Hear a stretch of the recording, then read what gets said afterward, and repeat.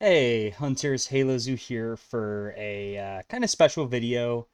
Uh, so today I wanted to do I realize I haven't really put much up here for it, but this is a kind of homebrew uh, tweak to the Artificer we saw this last week in Unearthed Arcana for D&D 2024 slash well, technically it'll be not 2024, but basically the uh, remaster slash update of D&D 5e. So this is based off that Unearthed Arcana, and it's kind of this is what I would do with the class to kind of refine it further into what I think will be more balanced. Of course, due to the nature of this, it will have some modifications to certain things, and it actually will go beyond the class, as there's a few spell changes and a few magic item changes as well that are added and included in this in order to kind of get the best experience for artificers possible. However, the magic items are mostly to balance one particular item. I think you already know which one is in the firing line, but uh, though it's also mostly there's actually a new one added as well. But anyway, let's go into it. And also, for Wizards of the Coast, you're welcome to use these changes if you want to. Uh, I would appreciate being recognized for it. Payment, kind of optional, but oh well. If they are seeing this, I mean, free tweaks. So anyway, primary stat is intelligence still. Still a D8 hit die, so they start with 8 plus con mod HP, and every time you level up, they get 5 plus con mod HP. Technically, you could also roll D8 plus con mod, but you're insane if you do. They get light armor, medium armor, and shields by default for armor training. They have Constitution, Intelligence, saving throw proficiencies. They have only simple weapons. Then we go over to skills where we see the first change. So they now get to choose 3 skills instead of only 2. This was originally said to be an expert class, so I decided, okay, you get an extra skill. They still just have Arcana, History, Investigation, Medicine, Nature, Perception, and Sleight of Hand. I might add another 1 or 2 options for skill, but right now it's the same list. They just get to choose 3 of them instead of only 2. Then for the tool proficiencies, we see another change. You get Thieves' Tools, Tinker's Tools, and 2 Artisan Tools of your choice. So they just get an extra Artisan tool of their choice in order to kind of sell you're the master of tools.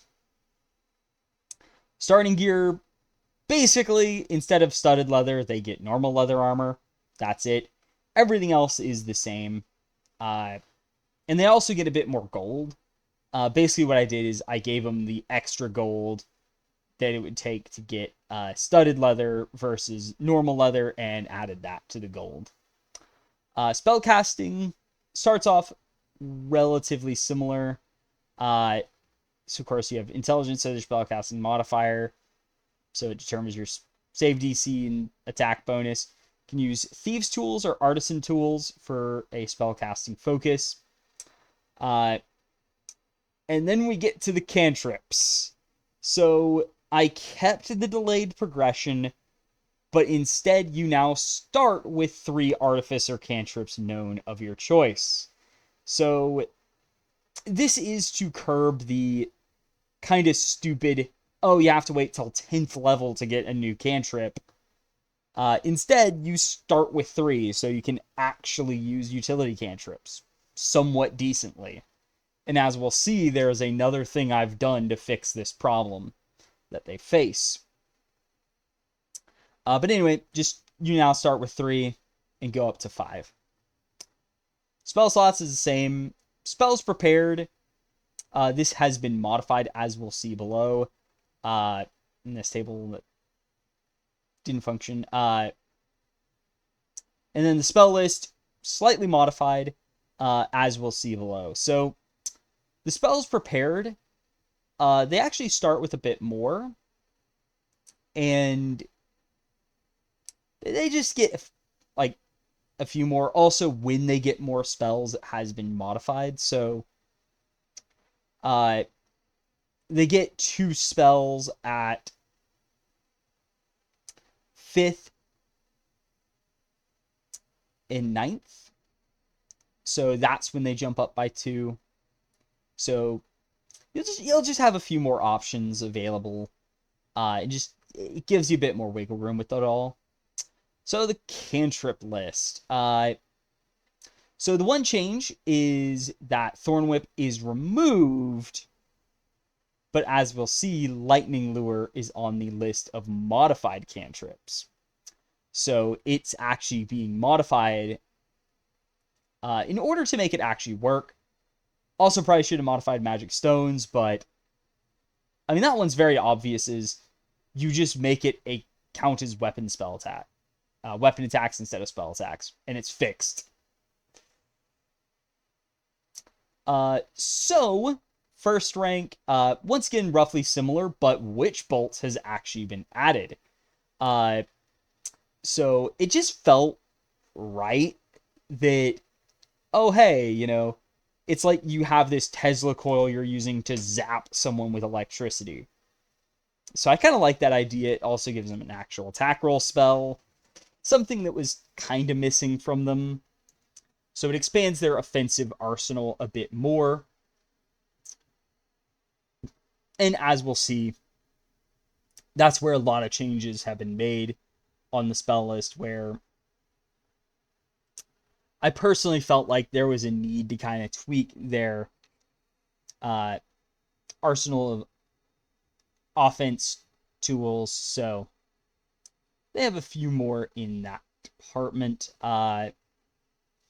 False Life is modified. Same with Catapult. Though False Life, those two should be kind of obvious what is changed. Second rank list, Cloud of Daggers and Flaming Sphere are added.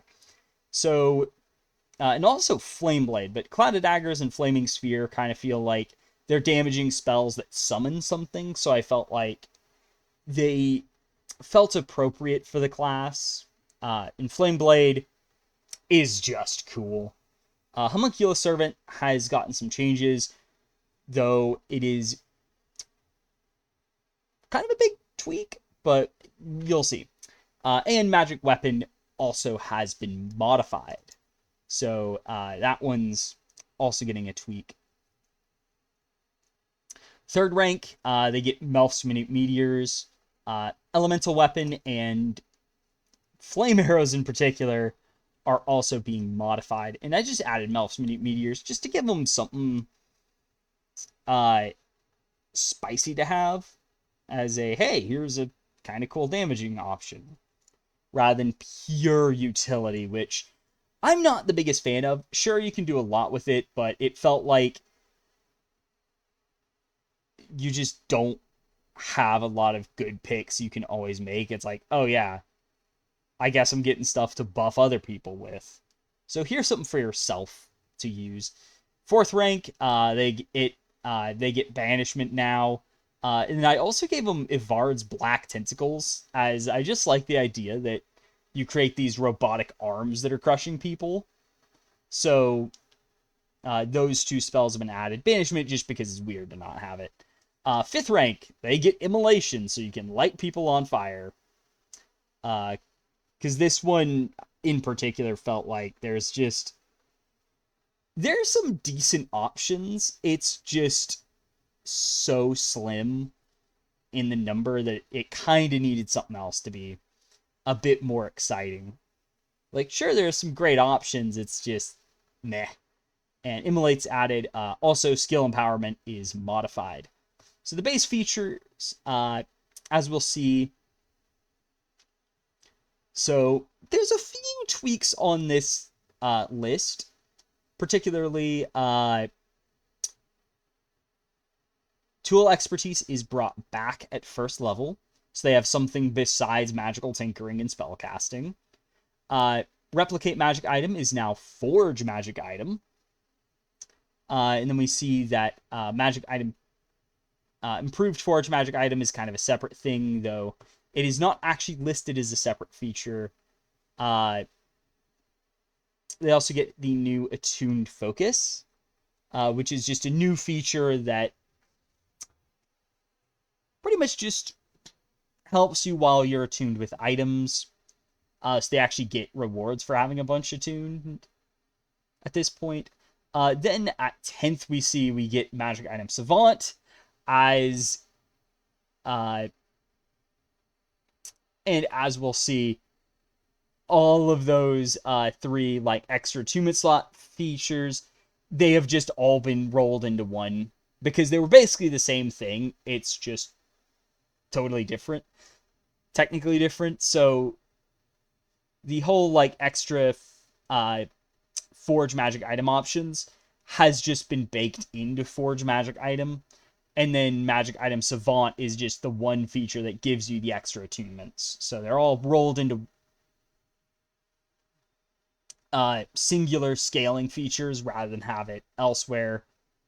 But you'll also see there's now improved forge magic item at 18th level as well now. So magical tinkering, right off the bat, we'll notice you learn the mending cantrip. So you actually get that as a new unique option. And it doesn't count against Artificer cantrips known. I decided to do this because because previously 2 Artificer subclasses cared about having mending, and a third one really wanted to have it, where the only one who didn't feel like they were all but required to take mending was the alchemist, and it just felt awful having your class kind of bound to knowing a cantrip. It is possible I move this over to just be an artillerist feature, but as of now, it is just part of the first level features. Also, you'll notice the duration of the items is now determined by the item you're creating. So, basically, the item creation stuff has been heavily modified to be actually useful and usable across the board. So, it doesn't feel like a feature that kind of just sits dead as much, and it's like, oh no, you could actually more reasonably use this. Some will still last an hour, like the ball bearings and bell. However, ones like the bedroll, baskets, and other containers, they last 8 hours. With the bedroll kind of being the most egregious one of, why the hell would you ever make a bedroll that only lasts 1 hour? Really? How the hell are you supposed to use that? You'll also notice some items now specify you create more than one, such as the candle, where you now create 12 of them, and they last a total of 12 hours. Also, the lamp is now specified as being full. You don't need to put oil in it. It just lasts for 6 hours, and that's what you got it for. So the rope does last 4, same with string. Just decided to kind of make it something a bit different. Then you also get 6 torches instead of only 1. So you get 6 hours of light for 1 use of magical tinkering. So that's the main idea of, yeah, you've got various options that help you out, but ultimately which ones you use, I wanted it to feel like you might actually use a lot of these and make it where they don't feel kind of crap when they only last an hour.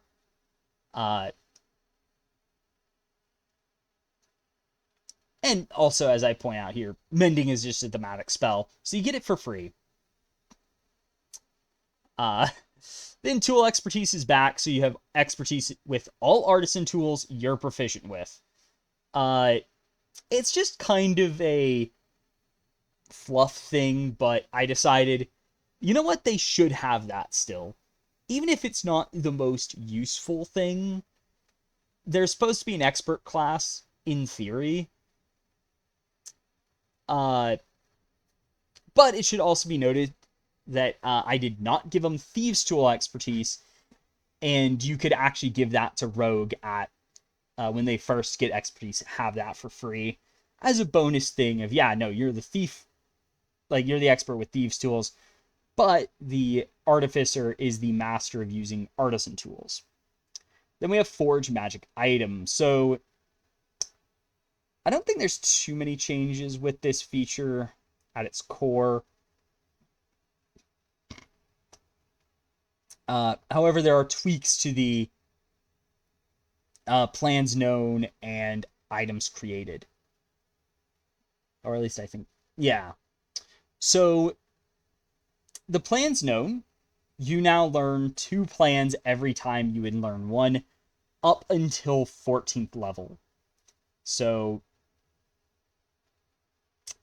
and you'll notice it now goes up to 18 plans known rather than only 8 like the previous version. So instead of reducing your number of options, instead I've increased the number of options because you have more total options in the background. Also, you'll notice there is a little restriction here that if you would create an item that lets you select a spell to put in it, such as an enspelled item, it has to be an Artificer, Cleric, Druid, or Wizard spell of a rank you can cast as an Artificer. So, in order to put, say, and let's go with Fireball into an item, you have to be at least 9th level Artificer in order to do it. So that's the tweaks there. And I will also put this, a link to this in the description. So if you want to look at this all yourself, I'll put it up there. So level 2 plans. So there's a new option in the +1 spell focus. This is part of a initiative I wanted to do that is basically showing some actual love to spellcasting foci that aren't a rod, staff, or wand. So this is a new option. It is just any spellcasting focus you want, and it's a +X item. Also, you'll notice that the +1 items are automatically replaced by the +2 items at 10th level. So this is another little tweak I made due to feeling like it's kind of annoying that these don't automatically scale anymore. So you'd have to retrain in order to get them. So instead, it's just, hey, you automatically get these to upgrade. You don't have to waste retrains on them and stuff like that. That's it. Also, you'll notice the Wand of the War Mage has moved up in... and it is also going to be more rare now. That is because it has been tweaked due to the fact that the +1 spellcasting focus exists. It is getting a rework in order to exist alongside it. So, level 6+ plans. The only change is that you can now choose an armor, shield, or spellcasting focus. So shields and spellcasting foci have been added to this. Not that the spellcasting focus is that useful, but it does give you various options that you can choose to make for your party. And this is also where Wand of the War Mage now lives. Also, you'll notice the +1 armor and Wand of the War Mage upgrade at 14th rather than 10th level. And that's another thing of the +2 upgrades come at 10th for the default items rather than 14th, as basically as a way to kind of make it work more like it did before. Level 10 plus, unchanged. 14 plus, once again, shield and spellcasting focus are now options. And level 18 plus is a new one, but you can choose a rare ring or wondrous item that isn't cursed, or a very rare armor, shield, spellcasting focus, or weapon that isn't cursed, or a +3 item. So basically, you don't get +3 items, but you do get very rare stuff. So it's just new options added to kind of give you more cool stuff to do at 18th, rather than plateauing at, hey, you can get rare armors and stuff, but not rings and wondrous items. So as it points out here, plans known is now buffed to give you more than infusions known previously, instead of restricting you to less for some ungodly reason. Items created, so you get more sooner, and you also have a higher maximum created as you now go from 2 to 8. And you go up to 6 at 16th. So you get the extra ones a bit earlier.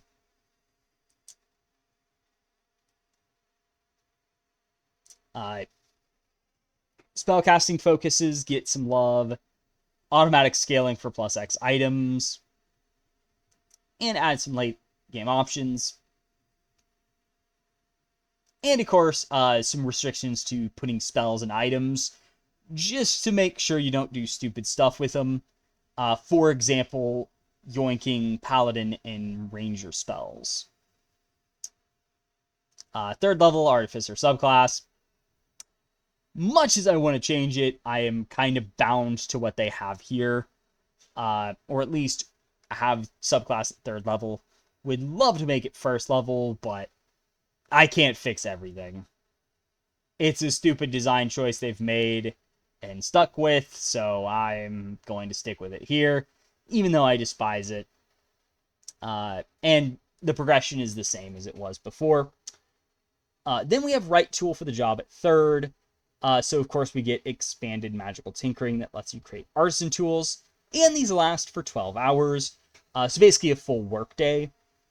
And it also lets you recharge uses of magical tinkering with a short rest. So this has been added to kind of let you use magical tinkering more aggressively and be a bit spammier with it if you want to, and give you something back on a short rest besides hit dice healing. So then replicate magic item. Yeah, this is a whole new ability where as a magic action, you can create a magic item from a plan known, but it only lasts for an hour. If it has charges, it only has one charge, and you can use this a number of times equal to your intelligence modifier, regaining all uses on a long rest. So this whole second ability is added as a way to kind of fix the problem of there's a lot of cool items you can make, but they're kind of niche utility items. And this is a way to let you utilize the full scope of what you have access to in the magic items without actually needing to invest like a whole like permanent item slot into it. So this lets you kind of say, oh, we need some item that, like, you know, it's not an everyday item you need, but oh, it's really good right now. Like maybe you might say, oh, I need a inspelled item or something, you know. You just make an inspelled item real quick. Might tweak this around. I might also specify you cannot create the inspelled items. Thinking about it, I'll probably remove that as an option, but like you get the idea of like, oh yeah, there's this very odd like niche magic item, but you need it in this one moment. Okay, let's pull it out and use it. Fourth level is the general feat, so you get general feat or origin feat. and you get more. So it's about what you'd expect. It's also what I'm referring to ability score increase as. 6th level, we get magic item Tinker, so we still have drain magic item. Oh, Steam's up. So you can use a bonus action to touch a magic item you made through forge magic item, make it to disintegrate it, and replenish one of your spell slots. So a common item restores a first rank spell slot, uncommon restores a second rank slot, and a rare or very rare item restores a third rank spell slot. So the more rare items restore bigger ones. So as you'll notice, this does have support for very rare stuff, which you can make now. Then we have Magic Item Channeler, a new ability that is very simple, yet very thematic. So whenever you'd cast a spell or use a magic item feature that involves saving throw or spell attack, you can use your Artificer spell save DC or spell attack bonus if it is higher than the normal DC or spell attack bonus. So this is basically a whole thing of, hey, here's a cool new ability you might want to use. So, and basically make it where unspelled items are actually a bit more useful, and you're better at using that sort of stuff. As, you know, you're an artificer, you're the master of magic items. Okay, you're actually the master of magic items. Then at 7th, we have Attuned Focus. So for every 3 magic items you're attuned to, you can concentrate on one additional spell or feature at a time. Make concentration checks for each spell or feature separately, but can't concentrate on multiple uses of the same spell or feature. So this is just a new feature that lets you concentrate on more spells, especially since there's a bunch of Artificer spells that use concentration. So this is basically saying, hey, you know how you have a lot of concentration stuff? Don't worry about it. Here's a way around it that also secretly scales up at 18th level, because it cares about every 3 magic items you're attuned to. You do have to have attuned items, but that's not the biggest deal. 7th, Flash of Genius, unchanged. Reaction, add plus your intelligence to a roll. Use it 8 times per day. Magic Item Savant basically just removed the extra Forge Magic Item options and consolidated it all into one feature. So at 10th, you tune to 4 magic items. 14th, attune to 5. 18th, attune to 6. That's it. 11th, we get Spell Storing Item. So basically, when you finish a long rest, you can touch a weapon or spellcasting focus, store any Artificer spell 3rd rank or lower. Take standard action to cast in it. Remain stored until you use the feature again. While holding the object, then use standard action to cast a spell using your spell save DC or spell attack bonus. Spell requires concentration. Object's wielder must use their own concentration. And when they cast the spell, they cannot cast it again until the next dawn, or unless it's a cantrip where you can spam it. So basically, just massively nerfed the number of uses. So no put an item with fireball and then just spam the hell out of fireballs. None of that BS. Now you are restricted to 1 per day unless it's a cantrip. You can put firebolts in something and spam that. You can't spam fireball, though. And then we get the epic boon at 19th. Also specified you can get general feats or origin feats if you want. Just a little tweak of, yeah, you can get any feat you want. Then we have at 20th, so there are 3 bonuses. So Magical Guidance is now Attuned Guidance, so but it's always added, but only to ability checks. So there you go. while tuned to a magic item, plus 1d6 to an ability check you roll. Then we have Cheat Death. So it still exists, so whenever you're reduced to 0 HP but aren't killed immediately, disintegrate a magic item, and as long as it's not common, and then be left at 20 HP instead of 0 or less. Then we have Magic Item Paragon at the end.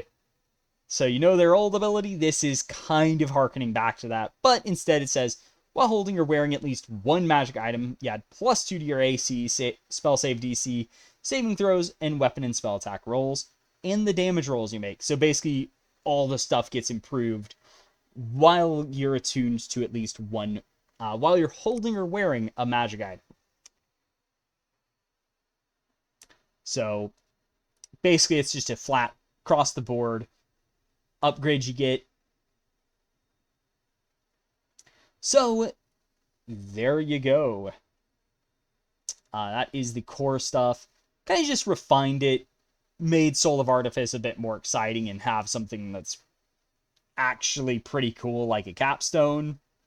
Something that Wizards doesn't seem to understand how to do. But, you know, technically fewer features, but a lot of those were taken up by just 3 different features that give you more attunement slots. But anyway, let's look at the subclasses.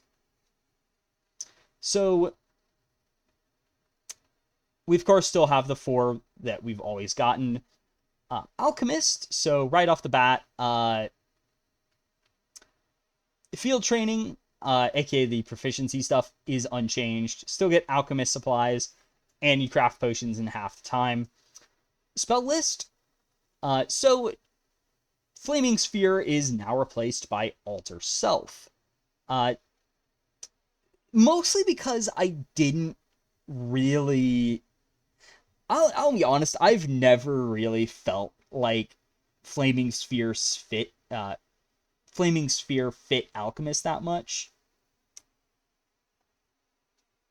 Mostly because it's like, so you're supposed to be like throwing potions and stuff, yet how do you create this orb of fire with a potion that you can magically move around? Now, to be fair, you can still use it as an alchemist. It is now just a default artificer spell. But instead you get Alter Self, which replaces Transformation Experimental Elixir. Technically, you can't use it on other people anymore, but hey, here's a way to get it on yourself at least. So you just have Alter Self all the time. Even though it is technically an artificer spell already, the way field spells work as a like domain spell thing, it does work. It's just something they didn't really do before. But everything else is the same, because that's like the one sticking point I have with it. Then we have experimental elixirs. So create random elixirs still. I know people really hate this. I kind of like it as, hey, you're getting free items. So it's like, sure, you can't choose what you get. At the same time, this does kind of play into the mad scientist aspect, and I like it for that. I think thematically it's a neat option to have. And with the new 6th option being choose an elixir, you've got a chance to get a normal one. I believe it did cap out at 5 at 15th level, so I've given them an extra random elixir at 19th. Also, there's a little tweak here where at certain, where the elixirs are now considered to have a spell rank, or spell level as 5e currently calls it. I just call it spell rank because that's basically removing the level versus level BS that older editions of D&D had for some ungodly reason. But anyway, So at 11th level, your random elixirs are made at 2nd rank. And at 17th, they're considered to be made at 3rd rank.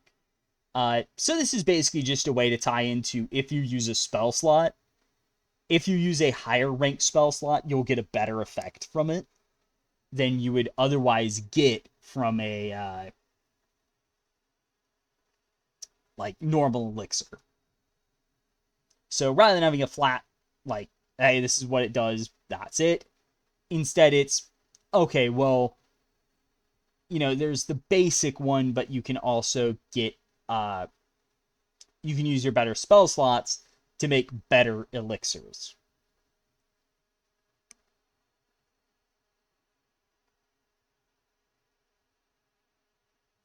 So, there are a few other tweaks, however.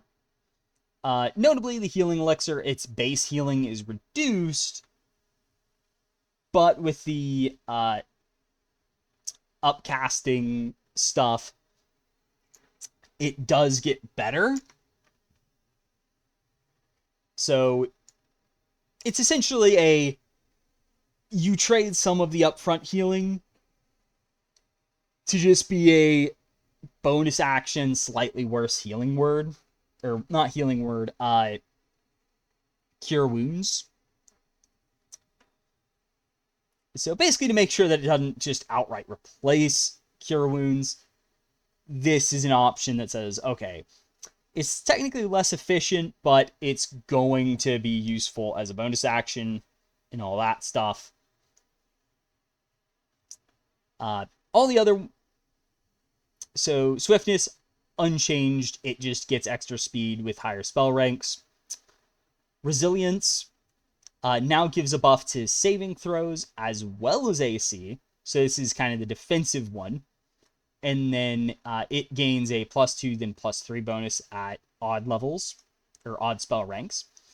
Then boldness applies to attack rolls and ability checks. And then this becomes a D6 at 3rd rank and a D8 at 5th rank. Then flight gives you a base of 15 feet fly speed, and it becomes faster at higher ranks. Then the elixir of potential is just choose whatever elixir you want. So these are all designed to kind of be a bit more, just get a bit more out of using spell slots on it, since, why not give you rewards for that? Then we go over to Alchemical Savant. So every time you roll the healing of or damage of a spell, you get the bonus, but you only get it once per turn. So if a spell does 2 different types of damage, which I don't think any spells you can access do, then you get the bonus to only one of them. But otherwise, it's still pretty much the same. It's just with some spells, it works a bit differently. Then restorative reagents. So Fortify has been tweaked, so instead of being based off your Artificer level or anything like that, instead it uses your intelligence modifier and then adds a d6 per spell rank of the elixir. So if, for example, you use a 3rd rank elixir on somebody, then it's 3d6 plus intelligence modifier temporary hit points.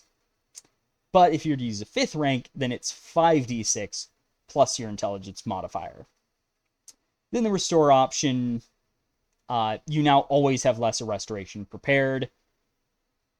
So it lets you have the spell always prepared. Unless you use your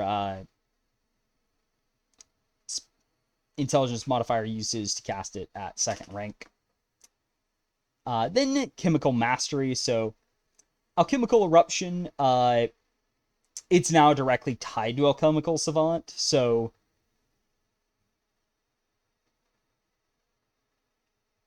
basically functioning the same way, where When Alchemical Savant is triggered, deal the extra damage, and it can also be damage of the triggering type instead of force. This should open up some unique shenanigans opportunities on occasion.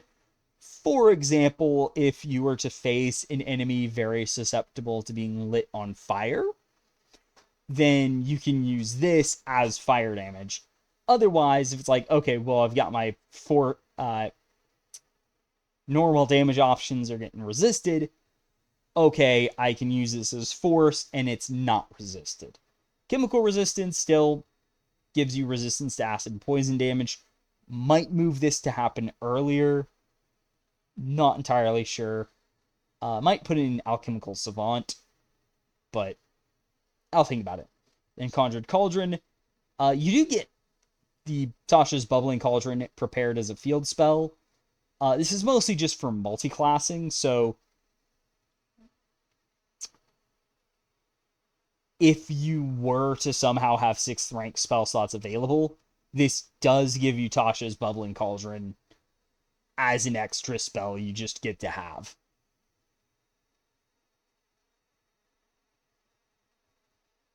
Because I think with 5 levels in, say, Wizard, you might actually be able to get up to having access to 6th rank spell slots.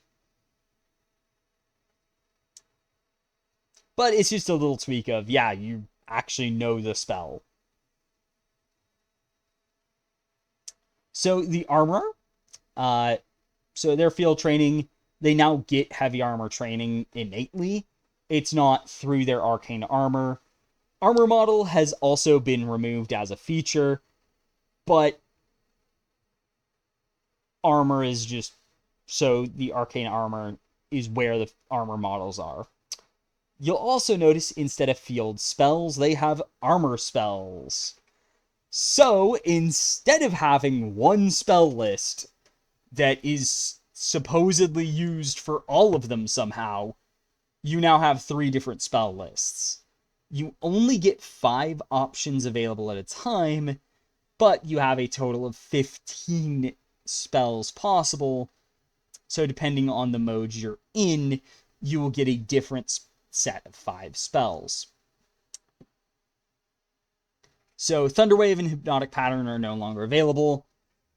The former is just replaced by Burning Hands and Thundering Smite for the builds where I felt like it kind of made some sense. And then the latter is just a BS spell, and I don't think it fully fits any of the options. You could make an argument for Infiltrator, but even then I don't feel like it fully fits, so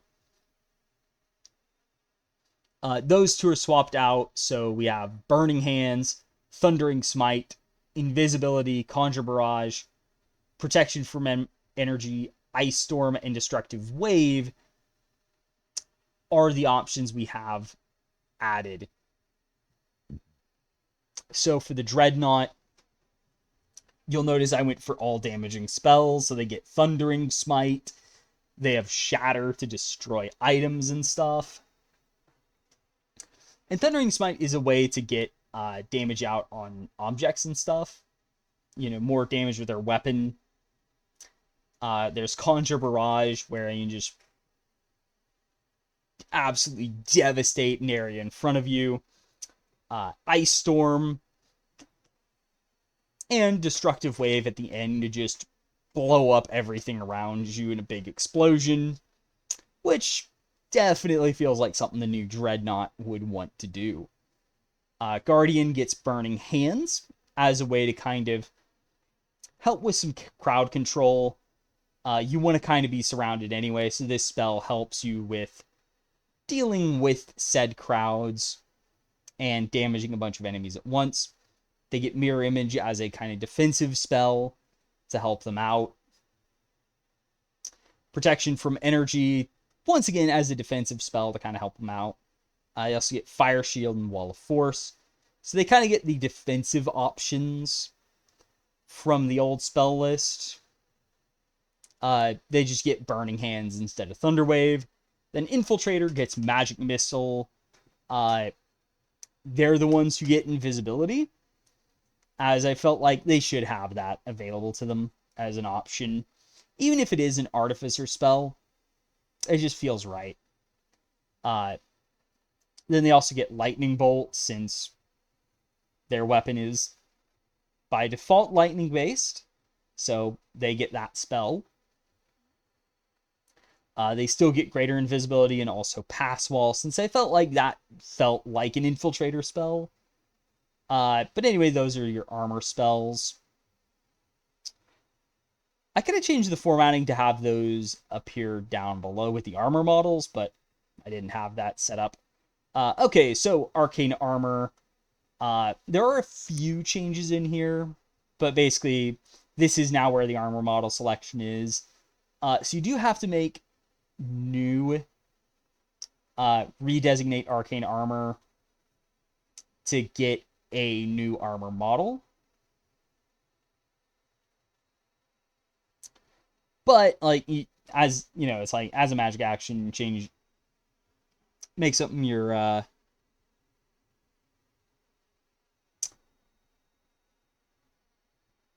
deal. But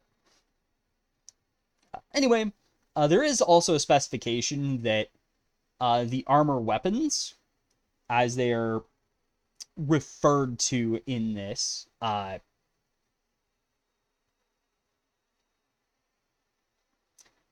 so you actually have two, and it's one in each arm. They don't take up your hands, but you do get, you do have to have the hand free to attack with it. So, and of course you get the intelligence, strength, or dexterity. Also, there is a new ability to kind of replace something that was problematic, a problematic loss they had in the transition. So whenever you create magic items with Forge Magic Item, you can replace one of the items created to instead empower your armor weapon and give it a +1 bonus to attack rolls and damage rolls. Or +2 bonus at 10th level or higher, and a +3 bonus at 18th level or higher. So do note, they are the only ones who get a +3 bonus. However, this is mostly because anyone else could get a outside item as a +3 item. They cannot, thus they innately get the ability to make it a +3 item. So basically this is just a, hey, remember how you used to be able to use an infusion to upgrade your magic weapon, or your weapon to be magical? Yeah, that's now something you can do still. Kind of a roundabout way, but that's still an option. You can also use the Arcane Armor as a spellcasting focus. Don't off it as utilize action. Ignore a strength requirement. Also, a specification on the missing limb segment. This is probably something you might actually have missed, but that, as written, is very overpowered, because it doesn't specify that the armor has to have that limb integrated into it. So technically, if you lost your arm while wearing the armor, it would not, the armor would basically replace it still. So I've added this clause of the armor will replace the limb unless it's also missing from the armor. And specifically, such as if the limb was severed while you were wearing the Arcane Armor. So basically this is just a, hey, no, this does not replace your arm if the armor has lost it too. You can't ignore losing your arm to a Vorpal weapon in combat. Nothing like that. And also, another new little tweak, it includes a helmet by default, but you can integrate a different helmet as part of the action to designate it as your Arcane Armor. So basically, if you have a magic helmet of some kind, you can have that be part of the armor, and you can have that be the one you retract or deploy as a bonus action with the arcane armor. Then we have 5th level extra attack.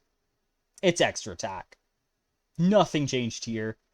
And then we've got armor replicator. So you get 2 additional magic items created with forge magic item, but one must be used to create an item in the armor category, and the other, aka the new one, must be used to empower your arcane armor's weapon. You also learn 1 extra magic item plan from the armor category.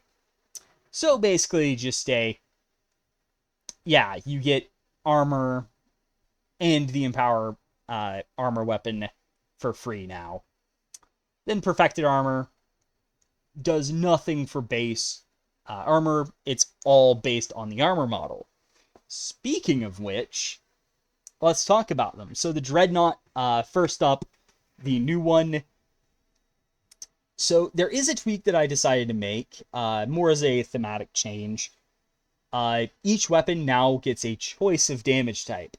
So for the armor flail, I gave them bludgeoning or fire, as I felt like they should be the most destructive one. Thus, I gave them the ability to create burning chains to sear their foes. So each of them has a choice of damage type. So each time you attack, you choose the damage type. Wrecking Ball. This only pushes 5 feet. This only moves enemies 5 feet now. However, you can also move enemies in any horizontal direction.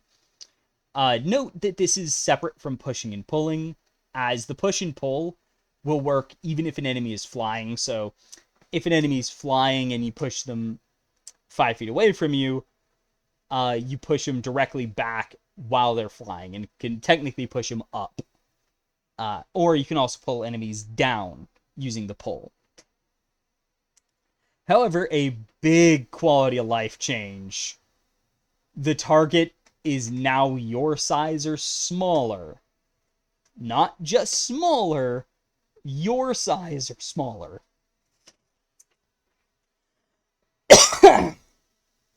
Sorry, I need a break for a moment. Excuse me. Throat was dry. But anyway, this is just a massive quality of life change.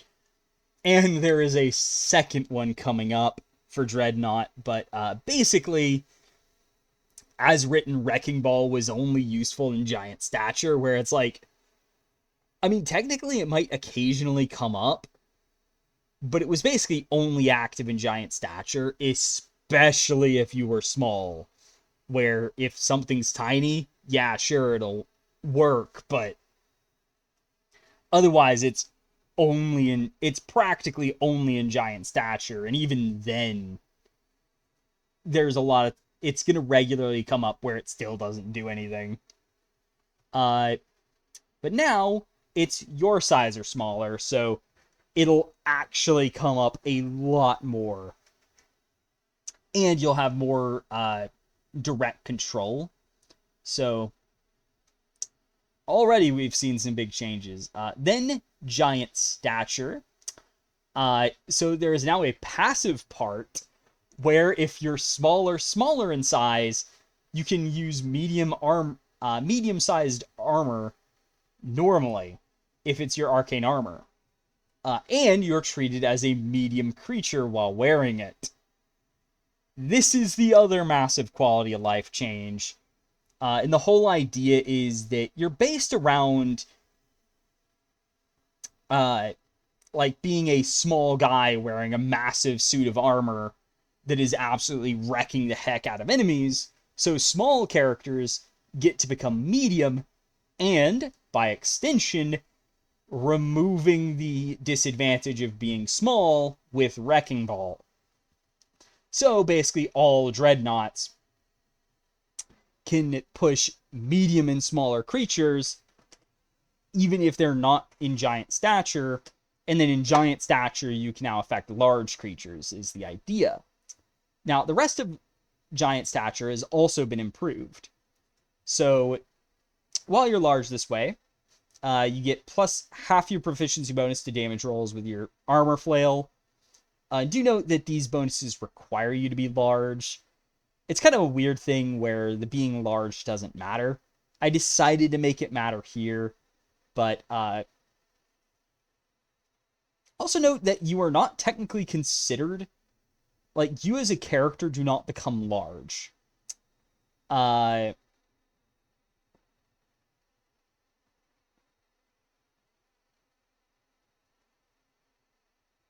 it's only while wearing your arcane armor. It's not you become large. It's, no, your armor becomes large. That's it. So you get a bonus to damage rolls. I mean, you're large. You should be, much stronger and wrecking stuff. So it now adds half your proficiency bonus. It's just a little damage bonus. It's not much, but it's there. Your reach still increases by 5 feet. And the distance you move targets with a wrecking ball increases by 5 feet.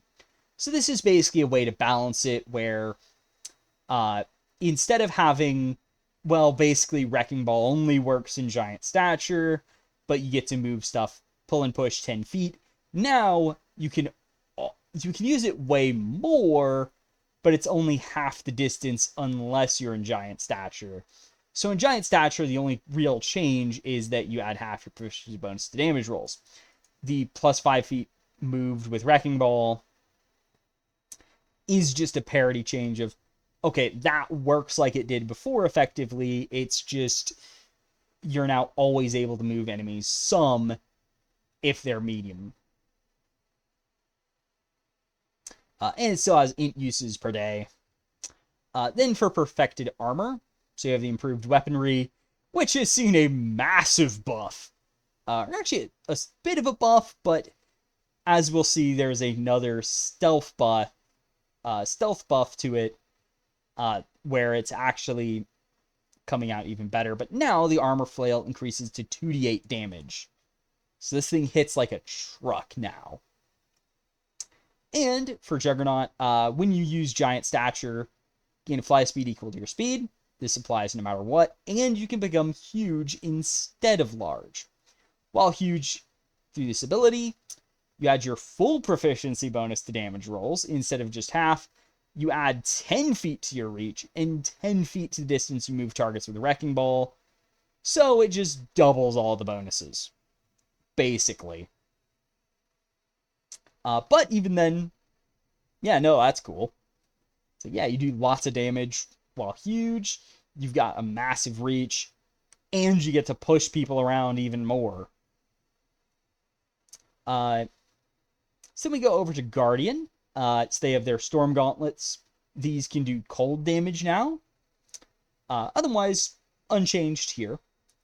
They have Distracting Pulse, unchanged. Defensive Field has actually been nerfed, at least at the top end. So now it's just 2 times your intelligence modifier. So this is better at the start when it's actually double, but it doesn't scale to be quite as crazy as it was before. So also, you do lose the temporary points while you're not wearing the arcane armor, of course. But that's just a little tweak there to make sure that you're not doing crazy, stupid things with it. Then we have Perfected Armor. So the Storm Gauntlet's damage is now increased even further to a D12. So it's, a bit better. So both of the melee ones got slightly better weapons. So their weapon damage actually got increased. Then they also get Magnetic Pull. So it does require you to attack with your Storm Gauntlets now is the only change. But let's be honest, when weren't you using Storm Gauntlets with that? So it's kind of a change of, yeah, it's changed, but it shouldn't really matter. I just decided, it's kind of weird you can attack with anything. So instead it's like, yeah, no, you have to use your Storm Gauntlets. But you probably were using them anyway, so it doesn't matter. Then we have the Infiltrator, last but not least. Their option for damage types is Radiant.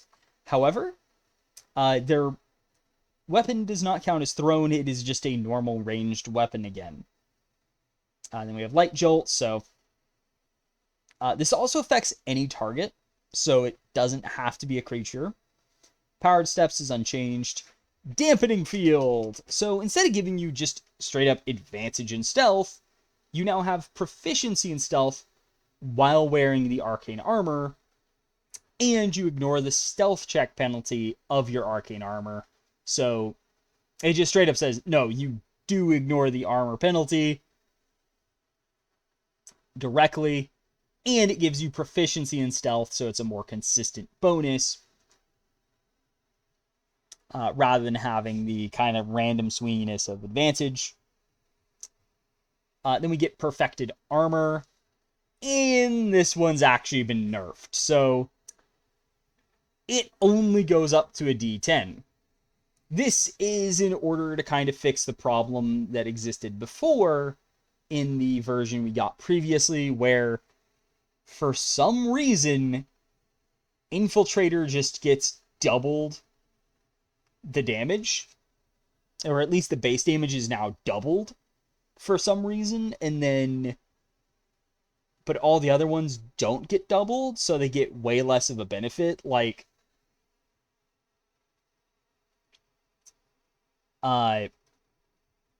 Thundergall, let's just get a +1 average bonus to average damage, +2 maximum. And then Dreadnought got a 1.5 average increase, but only a +2 max damage.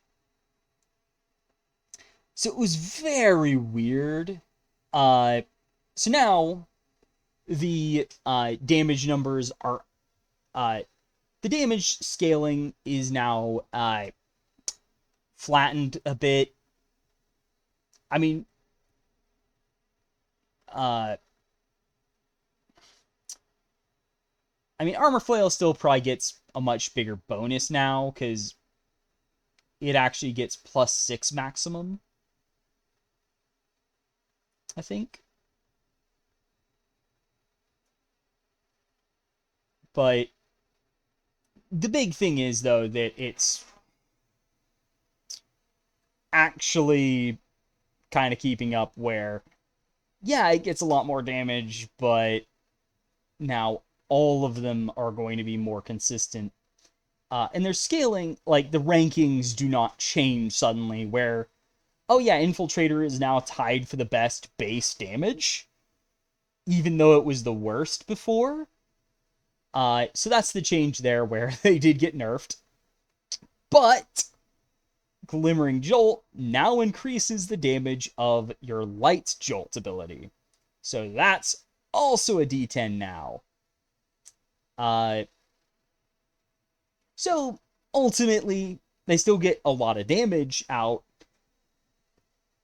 because they now do 30 damage maximum with one attack, whereas the Armor Flail only gets 20 damage, where the Armor Flail only gets 16. But so they still can do the most damage, it's just they need Light Jolt still. Then we have the Artillerist up next. So field training. So yeah, you still get Woodcarver's tools, but instead of only crafting wands faster, you can create any arcane foci, component pouch, druidic focus, or holy symbol in half the normal time, and you now start with the ability to use an arcane focus as a spellcasting focus. You don't have to wait for 5th level to do that. No, you get any of them. So that's a big change that I made, where it's like, no, you actually get more than just wands available to you. You have a lot more choices, and you get to use arcane foci from the start, rather than what it was before, where it was kind of weird. especially with the infusion system, where it was like, so you mean to tell me that at 3rd and 4th level,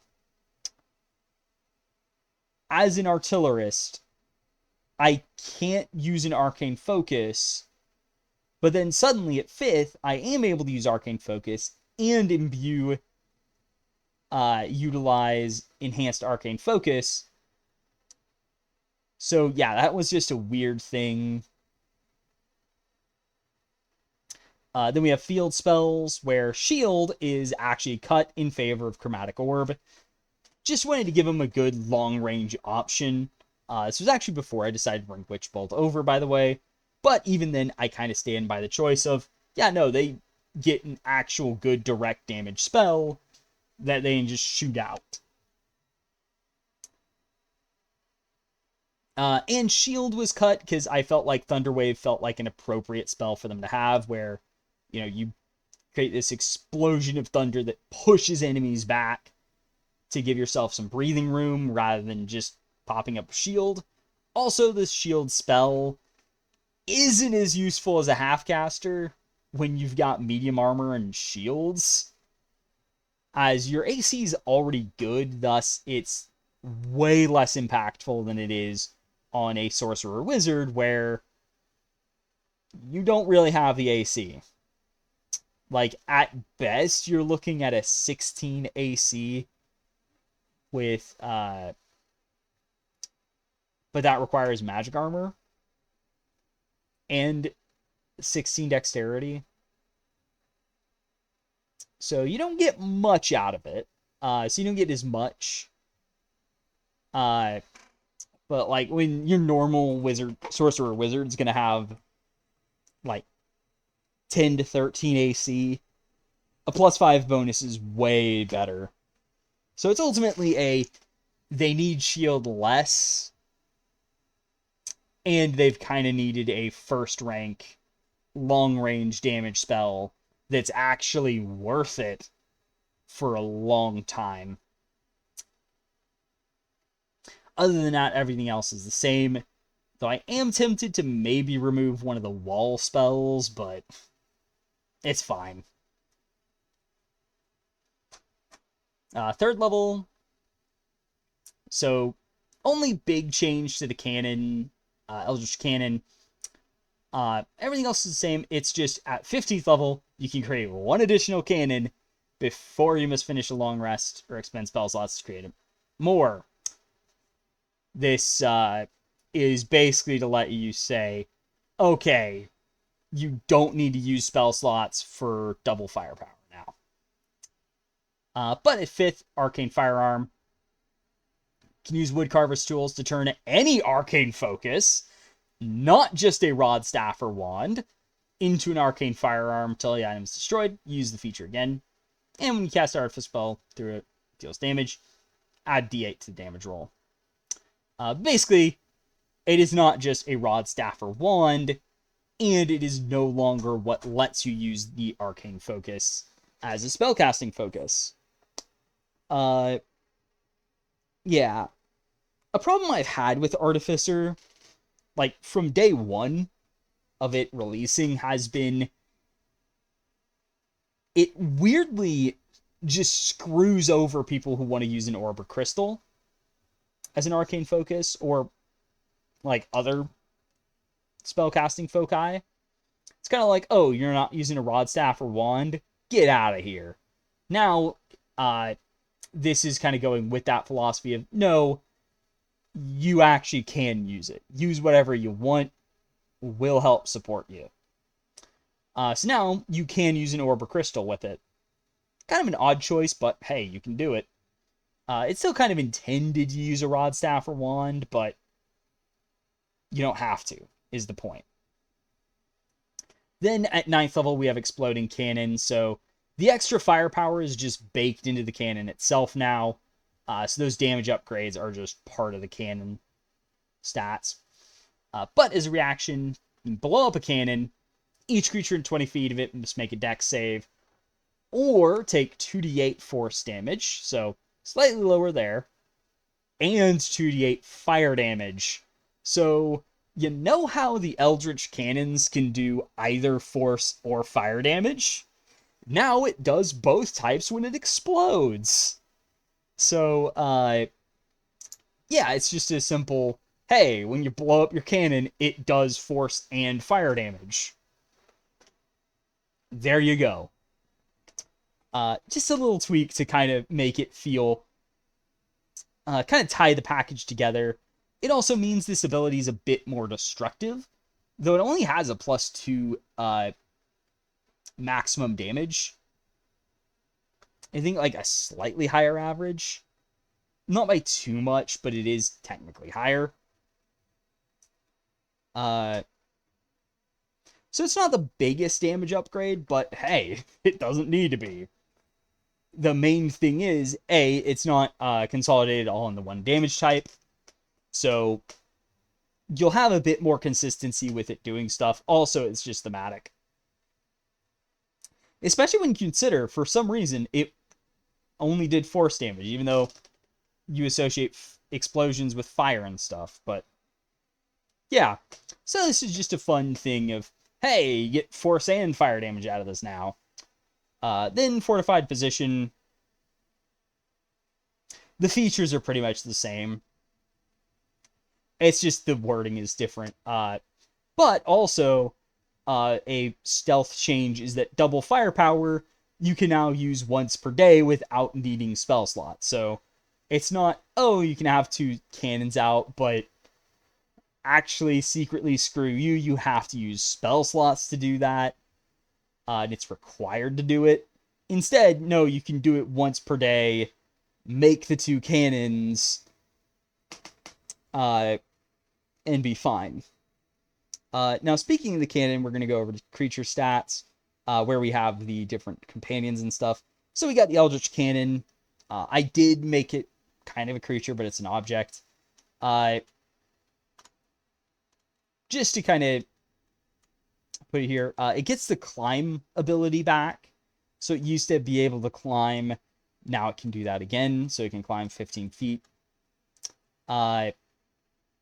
It now has the Mending Repairs trait. So it's just a trait now where it's like, hey, when you cast Mending on this, it regains 2d6 HP. And the different abilities. So we've got the Flamethrower Blast, where it does the fire damage. And at 9th level, deal plus 1d8, so it's 3d8 fire damage. Force Ballista, 2d8 force damage. Comes 3d8 force damage at 9th level. And then the Protector Shield, it's d8 plus int temporary hit points. But at 9th level, it also gets more THP with this. So now basically it scales with the Flamethrower Blast and Force Ballista. So it actually scales with the other options now. Other than that, didn't really change the Eldritch Cannon that much. Not much I wanted to change. It's just a change in the presentation and stuff. Then last but not least for subclasses, we got the Battlesmith field. So they have their field training, which includes martial weapon proficiency. So basically, instead of having it as part of battle ready, it's just part of the field training, because this is where all your proficiency stuff is. So that's where it is. Then for field spells, you also lose shield, as you're a half-caster with medium armor and shields, and instead get Searing Smite, which just feels very fitting as kind of a forge-based spell. So you now get a smite option at 3rd level, and you get to start burning people when you smack them. Then battle ready. Only tweak is that the weapons can now be used as a spellcasting focus again. So you can hold magic weapons and use them for spellcasting at your desire. Steel Defender, pretty much the same, but with one major quality of life tweak. So, you know how you have a lot of spells that can be cast as a bonus action, such as Searing Smite, Shining Smite, and Banishing Smite? Yeah, that kind of sucks when your using a bonus action to have to command your Steel Defender. Now, though, when you make the attack action with a magical weapon, you can command your Steel Defender. Yeah, you can actually use your toolkit a lot more. Then at 5th, we have extra attack. And this is actually the one on Valor Bard. Unlike what the armor gets, where they don't actually get that, the Battlesmith actually does. Not sure if I'm going to keep it this way, especially with the attacks for attack action lets you command Steel Defender. But as of now, the idea is that, yeah, no, you can actually use stuff like True Strike and Green Flame Blade as an Artificer. They're on your spell list, but kind of just sit there being useless because they don't actually synergize with what you do here. Then Arcane Jolt, unchanged. It's just the extra damage and HP regained is actually baked into this rather than being part of Improved Defender. So Destructive Energy is 2d6 force damage, increases to 46 at 15th. Restorative Energy, restore 2d6 HP, or 46 at 15th. So pretty much effectively the same as it was. It's just the upgrades are now listed in the feature rather than being listed elsewhere. Then Improved Defender at 15th. So we get Infused Defender, which this is now just also going to apply to AC, saving throws, attack rolls, and damage rolls of the Steel Defender, so it gets all the bonuses. So it's an actually improved Defender. Then Deflecting Surge, so this has been modified to do damage like Arcane Jolt. Rather than just D4 plus int, it's now 2d6 force damage, as if it was a 9th level Arcane Jolt. Just to kind of keep it consistent with the damage rolls that Arcane Jolt is doing. But regardless, that is the Battlesmith. So just a lot of quality of life tweaks with the different subclasses. Probably the biggest changes, though, are going to be to Alchemist with the experimental elixirs actually scaling up with higher level spell slots. And then also Dreadnought Armorer getting a massive change to Wrecking Ball where, no, you actually do play normally. But overall, that is the subclasses and stuff. And that would be the end of this, but there's also some other little tweaks that I've been making. So let's go over to spells. So we have Lightning Lure. Yeah, so it's still an evocation cantrip. It's still a standard action, but its range has been doubled. It also now has a verbal, somatic, and material component, but that material component is an object made of metal. This will be relevant. It's an instant duration spell, but basically you make a melee spell attack against a target in range, and you deal d6 lightning damage on hit. And if the target's large or smaller, pull it 10 feet towards you. And it scales up by 1d6. 5th, 11th, 17th. So in the notes and changelog, basically it's just a lightning version of Thorn Whip. But do note that metal objects includes weapons like long swords and the like. So you can actually cast this spell while holding a weapon, even if normally you would not be able to, because the weapon can be an object made of metal. So a steel longsword is made of metal. Then we have Catapult. So there are two little tweaks. So it's roughly the same. However, instead of being an object that weighs 1 to 5 pounds, it's just 5 pounds or less. So it doesn't have a minimum weight of objects thrown. Also, if the object runs into a creature, has to take a dex save or take 3d8 bludgeoning damage, or half on a successful save. Yeah.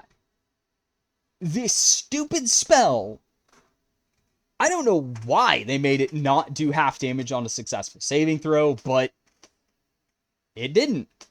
And it was terrible because of it, where it's like, oh yeah, so it's a saving throw spell, but it doesn't have the one good part of being a saving throw spell. Okay. I don't know why the heck you would ever use it, but it was there. You have it. It's kind of crap. I mean, the only reason you use it on Artificer is because, well, it's the only spell kind of like it. So, upcasting is the same, but there's also a special section that says if the object you launched would do damage of a type other than bludgeoning, the spell deals damage of that type instead to other creatures and objects damaged by the spell. So, as an example, if you were to say catapult a torch, it would do fire damage. If you catapult a pair of scissors, it would do slashing damage. If you catapult a needle, it would do piercing damage.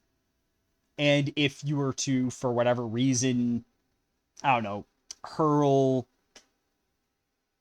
a snowball, maybe, you could have it do cold damage. Maybe. It depends on DM, but basically the idea is that you can change the damage type with the object thrown, where it's like, it doesn't really make sense for you to catapult like a sword or something, but then it suddenly does bludgeoning damage. False Life, as you'll notice, yeah, you just gain 10 HP, or temporary hit points. That's it. That's the spell. So the maximum temporary hit points is lowered, but you always gain the maximum temporary hit points. So instead of 2d4 plus 4, you just get 10 temporary hit points. Also note that this would mean that the invocation Warlock has is errated to not say you automatically get the maximum, because it's just, that's what it does normally. So Homunculus Servant, there are a few tweaks on the Homunculus Servant stats itself, but it's still pretty much the same. I think it just slightly changed the ability. Like, evasion is normal evasion, so it's half damage on a failed save, none on a success. And of course they got their Force Rend, so, and their Channel Magic. So it's just some wording tweaks to it all. However, a big change, it doesn't consume the material component. Yeah, no, I really don't know why the heck they thought, yes, let's get this thing. Have this thing, which has pathetic HP. On a half caster, too, where, like, at least a normal caster, you could theoretically cast it at 9th rank and give it a whopping 50 HP. Yeah, let's give that, for some stupid reason, a consumed material component. So if it dies, you have to pay 100 plus gold pieces to replace it. Yeah, not fun. So it's no longer consumed, to make it where it's not gonna, like, cost you an arm and a leg to try and replace this darned squishy. Then we have magic weapon over here. So the change is very subtle at first, but you'll first notice it doesn't require that the weapon is magical. Non-magical, actually. Meaning it can apply to magic weapons. And how its bonus to attack and damage rolls works is slightly different, where it only works if it doesn't have a magic item bonus of that number or higher. And if it is applied, the normal bonus isn't applied. So basically, if you cast magic weapon on a second rank on a +1 weapon, it does nothing. It doesn't make it a +2 weapon, it's just a +1 weapon. If you cast it at third rank on a +1 weapon, well, then it would make the weapon a +2 weapon, as at third to fifth rank, it's a +2 bonus. So in that case, yeah, it is actually going to be a +2 bonus, but it's not going to be a +3, as the normal bonus is ignored. So basically, it's just a, hey, this now actually gives a bonus even to magic items. So also, if you have a magic item, but it doesn't give you a bonus to attack and damage rolls, then it gives you a bonus to attack and damage rolls with it. It's kind of a way to make it where overall the spell is actually more useful and a bit easier to use. So until you get +3 weapons, it actually has a use where it's just more useful overall. Similarly with elemental weapon, it does have that for the attack roll bonus. So if it doesn't already have that bonus or higher, it's applied. But the damage bonus is always applied, as the D4 damage of the chosen type always applies. Also, it's now a bonus action to cast it. So basically, it functions almost identically to magic weapon. Just instead of a damage roll bonus, it gives D4 damage of an elemental type. So then we have flame arrows. So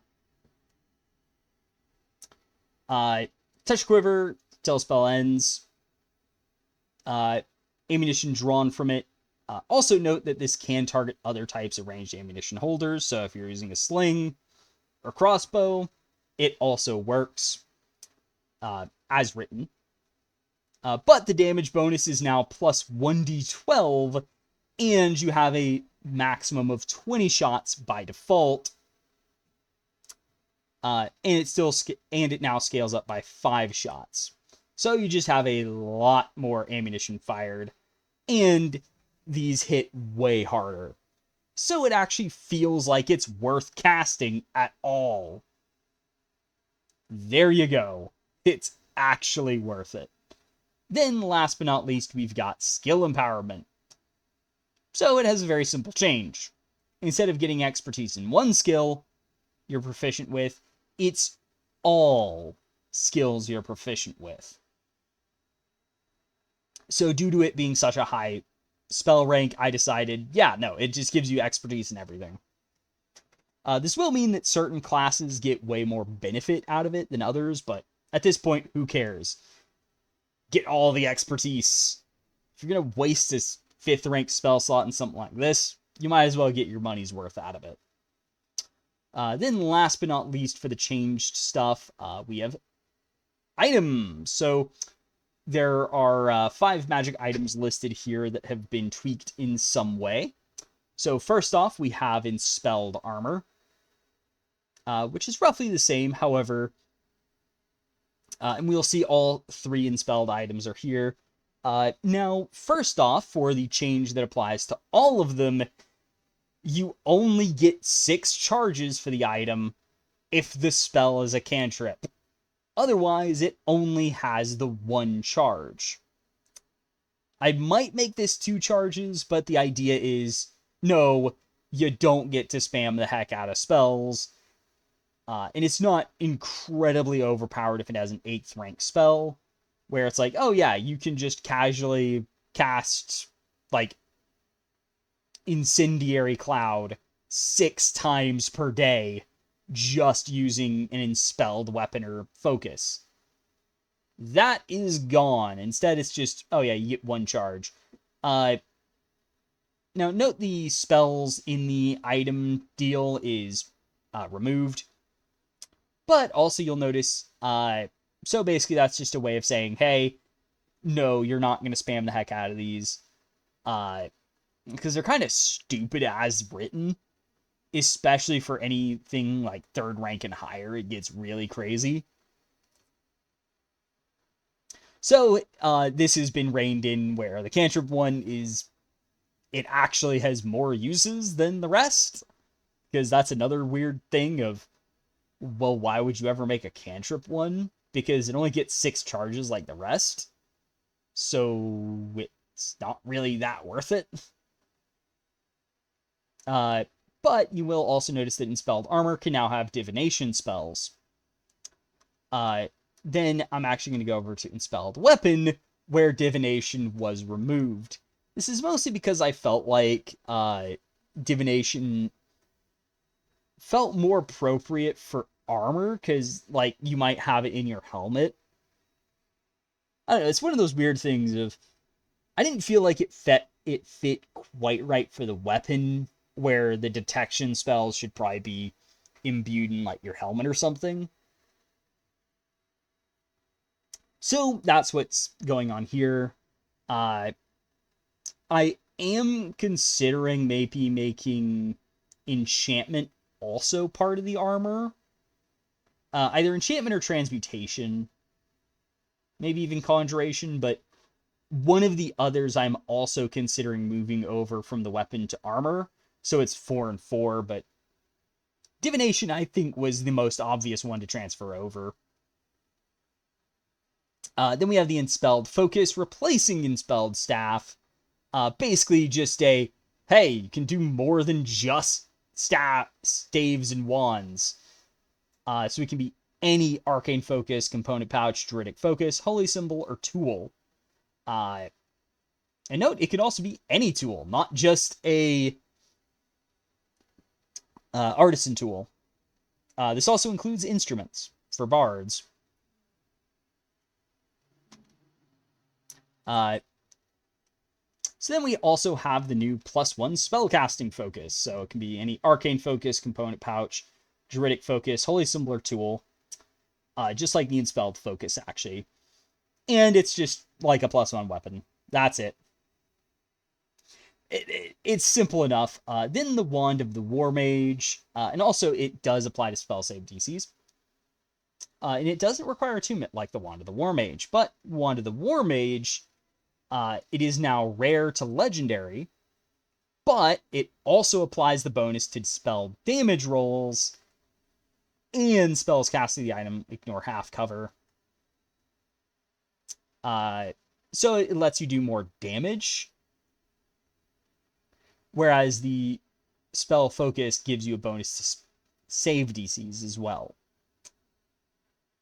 But anyway, that is the changes there. So this has been my look at what I would personally do with the Artificer in D&D 2024. Or at least without going crazy and reworking the entire system from the ground up. Basically just take what it is, modify it to be a bit better in the context of the rest of the classes and that sort of thing.